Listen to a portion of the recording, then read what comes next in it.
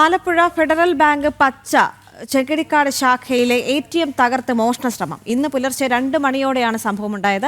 കവർച്ച സമയത്ത് bank head ഓഫീസിൽ ലഭിച്ച സിഗ്നലിനെ തുടർന്ന് ബാങ്ക് അധികൃതർ പോലീസുമായി ബന്ധപ്പെട്ടു. പോലീസ് സംഭവസ്ഥലത്ത് എത്തിയപ്പോഴേക്ക് മോഷ്ടാവ് ശ്രമം ഉപേക്ഷിച്ച് കടന്നിരുന്നു.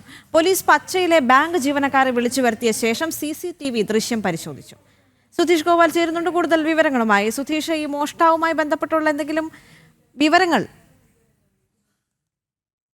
ആലപ്പുഴ ഫെഡറൽ ബാങ്ക് പച്ച ചെങ്കടിക്കാട് ശാഖയിലെ ATM ആണ് തകർത്ത് മോഷണ ശ്രമം ഉണ്ടായത്. ഇന്ന് പുലർച്ചെ 2 മണിയോടെയായിരുന്നു സംഭവം ഉണ്ടായത്. കവർച്ച സമയത്ത് ബാങ്ക് ഹെഡ് ഓഫീസിൽ ലഭിച്ച സിഗ്നലിനെ തുടർന്ന് ബാങ്ക് അധികൃതർ പോലീസുമായി ബന്ധപ്പെടുകയായിരുന്നു. സുധീഷ് ഗോപാൽ ചേരുന്നുണ്ട്. സുധീഷ്, ഈ റിപ്പോർട്ടിന്റെ കൂടുതൽ വിശദാംശങ്ങൾ എന്തൊക്കെയാണ്?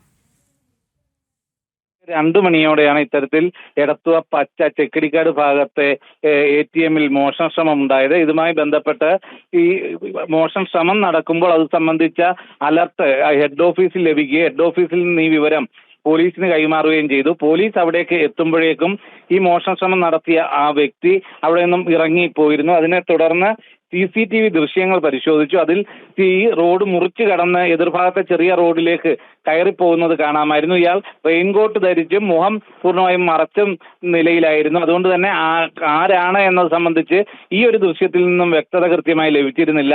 തുടർന്ന് കൂടുതൽ CCTV ദൃശ്യങ്ങൾ ഇപ്പോൾ പോലീസ് ശേഖരിച്ച് പരിശോധിച്ചുകൊണ്ടിരിക്കുകയാണ്. അതോടൊപ്പം തന്നെ ടവർ ലൊക്കേഷൻ അടക്കം പരിശോധിച്ചുകൊണ്ടും ഈ മോഷണ ശ്രമം നടത്തിയയാളെ കണ്ടെത്താനുള്ള ശ്രമമാണ് പോലീസിന്റെ ഭാഗത്തുനിന്ന് നടക്കുന്നത്. ദേവിക.